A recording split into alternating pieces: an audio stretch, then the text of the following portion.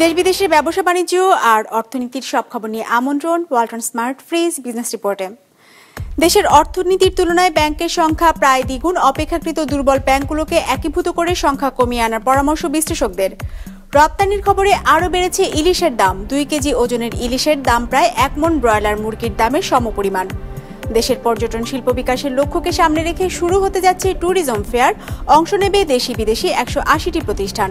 এমন সব খবর নিয়েই আমাদের আজকের আয়োজন। ওয়ালটন এখন দেশের সীমানা পেরিয়ে পৌঁছে গিয়েছে 50টিরও বেশি দেশে। ওয়ালটন, ঘরে ঘরে বিশ্বজুড়ে। দেশের অর্থনীতির আকার অনুযায়ী 62টি নয়, বরং দরকার তার অর্ধেকের কম সংখ্যক ব্যাংক। বিশ্লেষকদের মতে বেশি ব্যাংক থাকার কারণে প্রাতিষ্ঠানিক, প্রশাসনিক ও আইনগত দুর্বলতা দিন দিন প্রকট আকার ধারণ করছে। এমন বাস্তবতায় অপেক্ষাকৃত দুর্বল ব্যাংকগুলোকে একীভূত করে ধীরে ধীরে ব্যাংকের সংখ্যা কমিয়ে আনার পরামর্শ তাদের। ব্যাংক খাতকে রাজনৈতিক প্রভাবমুক্ত রাখা গেলে এ খাতের বেশিরভাগ সমস্যা দূর করা সম্ভব বলেও মত বিশ্লেষকদের।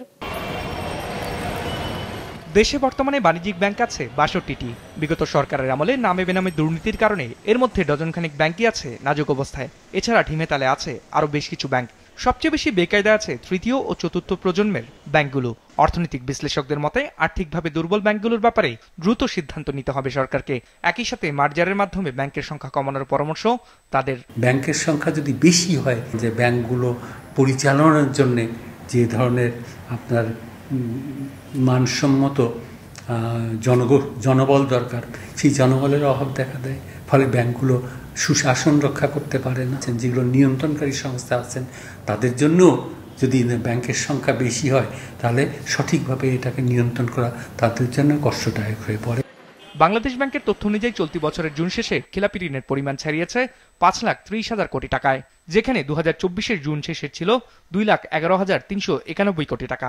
সে হিসেবে বছরের ব্যবধানে ব্যাংক খাতে খেলাপির পরিমাণ বেড়েছে প্রায় 3 লাখ কোটি টাকার মতো। একই সময়ে কোনো ব্যাংকের ঋণ খেলাপির পরিমাণ পৌঁছেছে 95% পর্যন্ত। মূলত ব্যাংক খাতে প্রাতিষ্ঠানিক, প্রশাসনিক ও আইনগত দুর্বলতাই এর মূল কারণ বলছেন বিশ্লেষকরা। এমন বাস্তবতায় এই খাতকে রাজনৈতিক প্রভাবমুক্ত রাখার পরামর্শ বিশ্লেষকদের। আমার ম্যানিফেস্টোর মাধ্যমে আপনি জনগণের কাছে অঙ্গীকার করেন যে ব্যাংকিং ব্যবস্থাকে উন্নত করার জন্য আমরা এই জিনিসপত্রগুলো আমরা করব।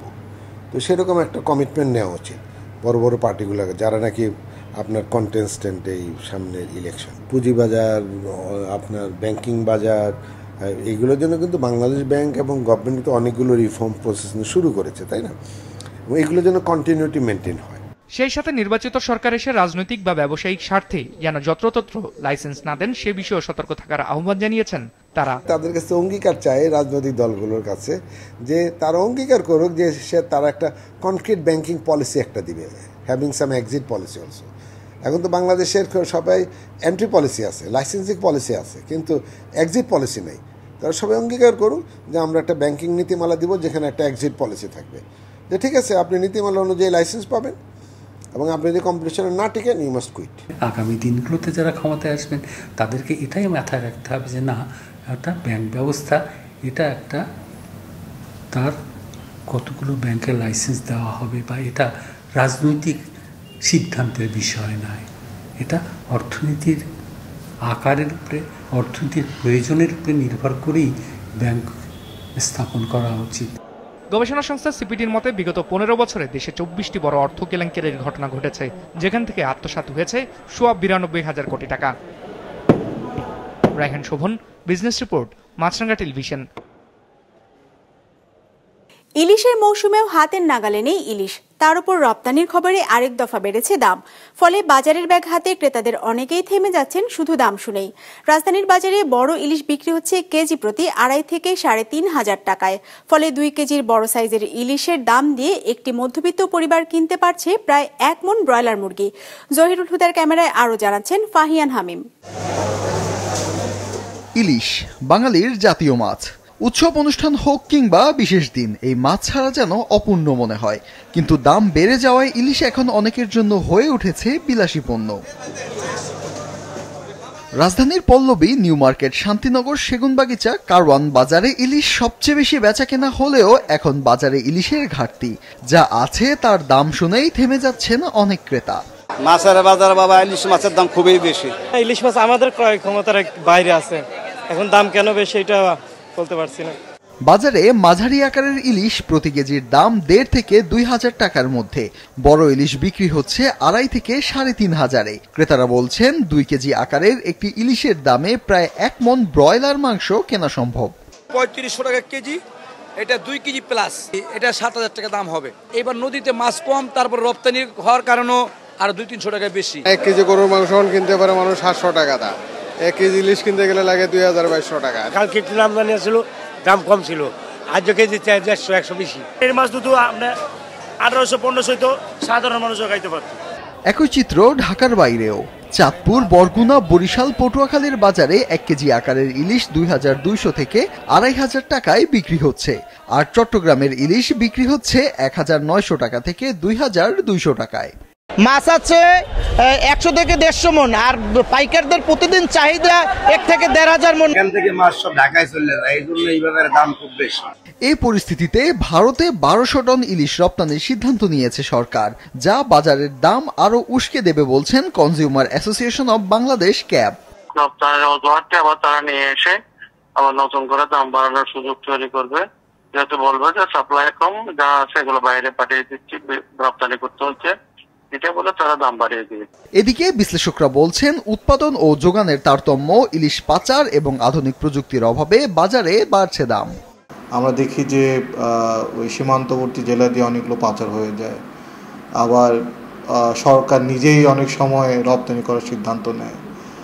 তো এই কারণে কিন্তু দেশের বাজারে যেই পরিমাণ উৎপাদন হইলেও যেই পরিমাণ যোগান হওয়ার কথা সেটা কিন্তু আমরা দেখতে পাই না। বাণিজ্য মন্ত্রণালয় এবার প্রতি কেজি ইলিশের ন্যূনতম রপ্তানি মূল্য $12.5 ধরেছে। প্রতি ডলার ১২২ টাকা ধরে এর দাম আসে ১৫২৫ টাকা। ফাহিয়ান হামিম, বিজনেস রিপোর্ট, মাছরাঙা টেলিভিশন। বাংলাদেশে বিদেশি পর্যটক আকর্ষণে এবং দেশি পর্যটকদের দেশ ঘুরে দেখাতে আগামী ১৮ সেপ্টেম্বর থেকে ঢাকায় আয়োজন করা হয়েছে ৩ দিনের এশিয়ান ট্যুরিজম ফেয়ার। এবারের মেলায় থাকছে দেশি বিদেশি হোটেল ও রিসোর্ট, এয়ারলাইন্স ও cruise company, tour operator, travel agent, সরকারি পর্যটন সংস্থা এবং ঢাকাস্থ নেপাল, মালদ্বীপ ও ফিলিপাইনের পর্যটন প্রতিনিধি। প্রকৃতি তার সব সৌন্দর্য উজাড় করে ঢেলে দিয়েছে শস্য শ্যামলা বাংলাদেশে। চাইলেই দেখা মেলে চোখ জোড়ানো সবুজ আর মন ভালো করে দেওয়া নদী, খাল, বিল। আছে দিগন্ত বিস্তৃত সমুদ্র সৈকত, পাশাপাশি ধর্মীয় পুরাকীর্তি। দেশের অপরূপ সৌন্দর্যকে বিশ্ববাসীর কাছে তুলে ধরতে রাজধানীর ইন্টারন্যাশনাল কনভেনশন সিটি বসুন্ধরাতে আগামী 18 সেপ্টেম্বর থেকে 20 সেপ্টেম্বর পর্যন্ত আয়োজন করা হয়েছে 3 দিনের দ্বাদশ এশিয়ান ট্যুরিজম ফেয়ার। রাজধানীর একটি হোটেলে আয়োজিত সংবাদ সম্মেলনে মেলার আয়োজক পর্যটন বিচিত্রা জানায়, প্রতিদিন সকাল 10টা থেকে সন্ধ্যা 7টা পর্যন্ত মেলা চলবে। প্রবেশ মূল্য 30 টাকা, তবে অনলাইনে নিবন্ধন করলে প্রবেশ ফ্রি। আমাদের হাওরের কথা ভাবেন, নিজম দ্বীপের কথা ভাবেন, অন্যান্য জায়গায় যেখানে কোনো ইন্ডাস্ট্রি গড়ে উঠবে না, সেখানে পর্যটন একমাত্র শিল্প যারা ওই গ্রামীণ প্রান্তিক মানুষের অর্থনীতিকে ভাইব্রেন্ট করতে পারে। আমরা সে কারণেই ভাবি পর্যটন হলো আমাদের গ্রামীণ অর্থনীতি, মানুষের অর্থনীতি মুক্তির জন্য মাধ্যম। আমরা সেভাবে পর্যটন যে কাজ করতে পারে, এটি আমাদের পলিসি লেভেলে সরকারের উচ্চ মহলে নীতি নির্ধারকের কাছে পৌঁছে দিতে চাই। এবারের মেলায় দেশি বিদেশি হোটেল ও রিসোর্ট, এয়ারলাইন্স ও cruise company, tour operator, travel agency, theme park, সরকারি পর্যটন সংস্থা অংশ নিচ্ছে। মেলার টাইটেল স্পন্সর বিমান বাংলাদেশ এয়ারলাইন্স মেলা উপলক্ষে বিভিন্ন রুটে ছাড়ের ঘোষণা দেয়। এবারে এশিয়ান ট্যুরিজম ফেয়ারে আমরা 8টা রুটের উপর বিশেষ ছাড় বা ডিসকাউন্টের ব্যবস্থা করেছি। Manchester, Singapore, Bangkok, Chennai, Kathmandu, Guangzhou, Calcutta, Delhi, এবং এই প্রতিটা টিকিটের উপরে 15% ডিসকাউন্ট পাওয়া যাবে। এবারের মেলার পার্টনার কান্ট্রি নেপাল, ফিলিপাইন ও মালদ্বীপ। এসব দেশের রাষ্ট্রদূত ও হাইকমিশনাররা জানান, বাংলাদেশের সাথে ভ্রাতৃত্বমূলক সম্পর্ক দৃঢ় করতে এবং এদেশে পর্যটক বাড়াতে একসাথে কাজ করবে সবাই। We are happy to welcome our Bangladeshi friends to Philippines and allow them to experience our breathtaking destinations as well as our world-class hospitality. We are also eager to promote to you our education and medical tourism. We have catered to several group tours from ranging from 100 to 200 Bangladeshi tourists. One is from MetLife, The other one was from ACME. So these are really good opportunities for Philippines and Bangladesh to work together. India এবং মালদ্বীপ বিশেষ করে বেশি এগিয়ে আছে, শ্রীলঙ্কাও recently অনেক flourish করছে। তো আমরাও কিন্তু ওই লেভেলে যেতে চাই। আসলে আমাদের আশাটা প্রত্যাশাটাও থাকবে। মোটামুটি এখন 6,60,000 এরকম একটা সংখ্যা গত 2 বছরে, কিন্তু আসলে 1 মিলিয়নও যদি যেতে পারি আমরা, তাহলেও হয়তো আমাদের জন্য একটা সম্মানজনক বিষয় হবে। মেলার আয়োজকরা জানান, পর্যটক আকৃষ্টে অপার সম্ভাবনা থাকলেও কাঙ্ক্ষিত লক্ষ্যমাত্রা অর্জন করতে পারছে না বাংলাদেশ।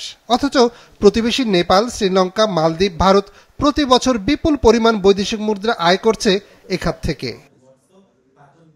নিয়াজ মোর্শেদ, বিজনেস রিপোর্ট, মাছরাঙা টেলিভিশন। ওয়ালটন এখন দেশের সীমানা পেরিয়ে পৌঁছে গিয়েছে 50টিরও বেশি দেশে। ওয়ালটন, ঘরে ঘরে, বিশ্বজুড়ে। ডিজিটাল লেনদেনের মাধ্যমে দুর্নীতি ও অর্থ পাচার নিয়ন্ত্রণ করা সম্ভব, এমন মন্তব্য করেছেন কেন্দ্রীয় ব্যাংকের গভর্নর। তিনি বলেন, স্বচ্ছ লেনদেন ব্যবস্থায় অপচয় কমবে, সময় সাশ্রয় হবে আর জনগণের ভোগান্তিও হ্রাস পাবে। সোমবার রাজধানীর একটি হোটেলে মোবাইল অপারেটরদের আন্তঃব্যাংকিং লেনদেন বিষয়ে আয়োজিত এক সভায় এসব কথা বলেন গভর্নর। বিগত সরকার ক্যাশলেস বাংলাদেশ গড়ার উদ্যোগ নিলেও অনিয়ম ও অদক্ষতার কারণে আলোর মুখ দেখেনি। অথচ অন্তর্ভুক্তিমূলক তাৎক্ষণিক পেমেন্ট সিস্টেম IIPS-এ পাকিস্তান, তানজানিয়া, রাওয়ান্ডার মতো দেশগুলো সফলতা দেখিয়েছে। তথ্য বলছে 2011 সালে শুরু হওয়া মোবাইল ব্যাংকিং প্ল্যাটফর্মে বর্তমানে যুক্ত রয়েছে 20 কোটি অ্যাকাউন্ট। তারপরও 47% তরুণ মোবাইল ফাইন্যান্সিয়াল সার্ভিসের সুবিধা থেকে বঞ্চিত। They send the money, the receiver doesn't get it, they don't know where it is for 5 minutes. They are never going to use your payment system again. আলোচনায় বাংলাদেশ ব্যাংক গভর্নর জানান, দেশে cashless অর্থনীতির বিস্তারে QR code ভিত্তিক লেনদেনকে আরও দ্রুত সম্প্রসারণের উদ্যোগ নেওয়া হয়েছে। নগদ অর্থের ব্যবহার কমিয়ে স্বচ্ছ সাশ্রয়ী লেনদেন নিশ্চিত করার লক্ষ্যে ট্রেড লাইসেন্স গ্রহণ ও নবায়নে কিউআর কোড বাধ্যতামূলক করার প্রস্তাব স্থানীয় সরকার মন্ত্রণালয়ে পাঠানো হয়েছে। ক্যাশকে বিভিন্নভাবে ব্যবহার করে আমাদের অনেক অনৈতিক কার্যক্রম হচ্ছে, যেগুলো বন্ধ হতে পারে, বেআইনি কার্যক্রম হচ্ছে যেগুলো বন্ধ হতে পারে, ছিনতাই ইত্যাদি বন্ধ হতে পারে। এবং এইসব কারণে আমরা মনে করি যে বাংলাদেশ ক্যাশলেস অর্থনীতির দিকে নিয়ে যেতে হবে। তাহলে আমাদের অর্থনৈতিক প্রবৃদ্ধিও বাড়বে, আমাদের রাজস্ব বাড়বে এবং আমাদের জননিরাপত্তার ব্যবস্থা। গভর্নর আরও বলেন, সরকার ডিজিটাল বাংলাদেশকে আরেক ধাপ এগিয়ে নিতে ক্যাশলেস অর্থনীতিকে প্রাধান্য দিচ্ছে। এজন্য ব্যাংক, মোবাইল ফাইন্যান্সিয়াল সার্ভিস ও বিভিন্ন সেবাদানকারী প্রতিষ্ঠানের মধ্যে সমন্বিত লেনদেন ব্যবস্থা চালুর কাজ চলছে। যে কোনো ব্যক্তি যে কোনো স্থান থেকে যখন ইচ্ছা তখনই একটা পেমেন্ট করতে পারবেন বা বিনিময় করতে পারবেন, টাকার বিনিময়ে পণ্য বা সেবা যে কোনো কিছু কেনার জন্য। এবং এটা ইনস্ট্যান্টলি যে কোনো মোবাইল অ্যাকাউন্ট থেকে বা ব্যাংক অ্যাকাউন্ট থেকে বা নন ব্যাংক অ্যাকাউন্ট থেকে বা ইভেন মাইক্রো ক্রেডিট ইনস্টিটিউশনের অ্যাকাউন্ট থেকে সরাসরি অন্য যে কোনো অ্যাকাউন্টে চলে যেতে পারবে। হিসাব বলছে, বর্তমানে দেশে মোবাইল ব্যাংকিং প্ল্যাটফর্মের মাধ্যমে বছরে 20,000 কোটি টাকা লেনদেন করা হয়। আমাদের wallet. Ekramul Islam Khan, business report, মাছরাঙা টেলিভিশন।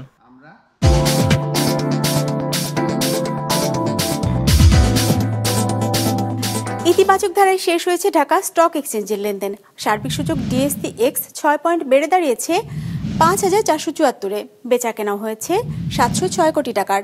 লেনদেনে অংশ নেওয়া প্রতিষ্ঠানগুলোর মধ্যে দর বেড়েছে 117টির, কমেছে 199টির আর অপরিবর্তিত আছে 86টির দর। এবার বাজারে বিশ্লেষণ শুনবো ইনভেস্ট ইট অ্যাসেট ম্যানেজমেন্ট লিমিটেডের। ঢাকা স্টক এক্সচেঞ্জের প্রধান সূচক DSE-X আজ ইতিবাচক ধারায় শেষ হয়েছে। সেই সাথে আজ ইন্ডেক্স বেড়েছে 0.1%। আজ দর বৃদ্ধির বিপরীতে দর হ্রাসের কোম্পানিগুলোর সংখ্যা প্রায় 1.5 গুণের বেশি ছিল। তবুও মার্কেট আজ পজিটিভে ক্লোজ হতে দেখি আমরা। এর অন্যতম কারণ হচ্ছে কিছু হেভি ওয়েটেড স্টক লাইক ইসলামী ব্যাংক, ওয়ালটন এবং বেক্সিমকো ফার্মার মতো শেয়ারের আজ দর বৃদ্ধি পেয়েছে। আজ সবচেয়ে বেশি পরিমাণে সেল প্রেশার লক্ষ্য করা গেছে পেপার অ্যান্ড প্রিন্টিং সেক্টরে, যেখানে সবচেয়ে বেশি পরিমাণে বাই প্রেশার লক্ষ্য করা গেছে সার্ভিস অ্যান্ড রিয়েল এস্টেট সেক্টরে। মার্কেট টার্নওভার আজ গত কার্যদিবসের তুলনায় 3.6% হ্রাস পেয়েছে। টার্নওভারের দিক থেকে আজ ফার্মাসিউটিক্যাল সেক্টর শীর্ষস্থানে ছিল, এরপরেই ছিল engineering sector and banking sector. Technodrug আজ টার্নওভারের দিক থেকে শীর্ষ শেয়ার ছিল। আজ সর্বোচ্চ দর বৃদ্ধি পেয়েছে রূপালী ব্যাংক পিএলসি, যেখানে সর্বোচ্চ দর হ্রাস পেয়েছে prime finance and investment limited. ভারতের উপর নতুন অভিযোগ তুলেছে যুক্তরাষ্ট্র। এবার ভুট্টা কিনতে না চাওয়ায় নতুন করে শুল্ক আরোপের হুঁশিয়ারি দিয়েছে দেশটি। মার্কিন বাণিজ্য মন্ত্রী হাওয়ার্ড লুটনিকের অভিযোগ, যুক্তরাষ্ট্রের কাছে সবকিছু বিক্রি করলেও তাদের কাছ থেকে ভারত ভুট্টা কিনতে চায় না। ডেস্ক রিপোর্টে বিস্তারিত। ভারত যুক্তরাষ্ট্র দ্বন্দ্ব যেন কমছেই না। রাশিয়ার কাছ থেকে তেল কেনা অব্যাহত রেখে ইউক্রেন যুদ্ধ চালিয়ে যেতে ভারত সহায়তা করছে। যুক্তরাষ্ট্রের এমন অভিযোগ নতুন নয়। এবার যুক্তরাষ্ট্র থেকে ভুট্টা না কিনতে চাওয়ায় দেশটির ওপর চটেছেন মার্কিন বাণিজ্য মন্ত্রী হাওয়ার্ড লুটনিক। তিনি বলেন, ভারত নিজেদের 140 কোটি জনসংখ্যার কথা বলে দম্ভ দেখালেও সামান্য পরিমাণ ভুট্টাও যুক্তরাষ্ট্র থেকে কিনতে চায় না। লুটনিক সতর্ক করে বলেছেন, নয়াদিল্লিকে শুল্ক কমাতে হবে, না হলে যুক্তরাষ্ট্রের সঙ্গে ব্যবসা করতে গিয়ে কঠিন পরিস্থিতির মুখে পড়তে হবে ভারতকে। সোমবার এক প্রতিবেদনে এই তথ্য জানিয়েছে সংবাদ মাধ্যম এনডিটিভি। প্রতিবেদনে বলা হয়, শনিবার এক সাক্ষাৎকারে লুটনিককে জিজ্ঞেস করা হয়, ভারত, কানাডা ও ব্রাজিলের মতো গুরুত্বপূর্ণ মিত্র দেশগুলোর ওপর শুল্ক আরোপ করে যুক্তরাষ্ট্র মূল্যবান সম্পর্ক নষ্ট করছে কিনা। জবাবে তিনি বলেন, সম্পর্ক একমুখী হয়ে গেছে। ভারত যুক্তরাষ্ট্রের কাছে বিক্রি করছে ঠিকই, কিন্তু নিজেদের আমদানি বাজার বন্ধ রেখেছে। এ সময় ভারত সবকিছুর ওপর শুল্ক বসিয়েছে বলেও অভিযোগ করেন তিনি। বলেন, মার্কিন বাজার দেশটির জন্য পুরোপুরি উন্মুক্ত। মার্কিন এই বাণিজ্য মন্ত্রী আরও বলেন, বছরের পর বছর অন্যায্য আচরণের সংশোধন করতে হবে, তাই যুক্তরাষ্ট্রকে পাল্টা শুল্ক দিতে হবে যতক্ষণ না এই সমস্যা ঠিক হয়। আর প্রেসিডেন্ট ডোনাল্ড ট্রাম্পের মত হলো, এটা মেনে না নিলে বিশ্বের সবচেয়ে বড় ভোক্তা দেশের সঙ্গে ব্যবসা করা কঠিন হয়ে পড়বে।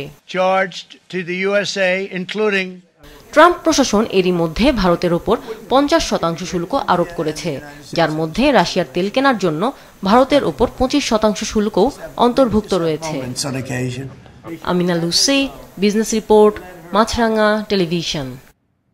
দর্শক, আমাদের যে কোনো পর্ব নিজেদের সুবিধাজনক সময় দেখতে সাবস্ক্রাইব করুন বিজনেস রিপোর্টের অফিসিয়াল ইউটিউব চ্যানেল। ফেসবুক পেজে লাইক দিয়ে আপডেট থাকুন ব্যবসা বাণিজ্যের আলোচিত সব ঘটনা সম্পর্কে। আর আপনাদের মতামত জানান কমেন্টস অথবা ইনবক্সে। আজ এটুকুই, বিদায় নিচ্ছি, ভালো থাকবেন।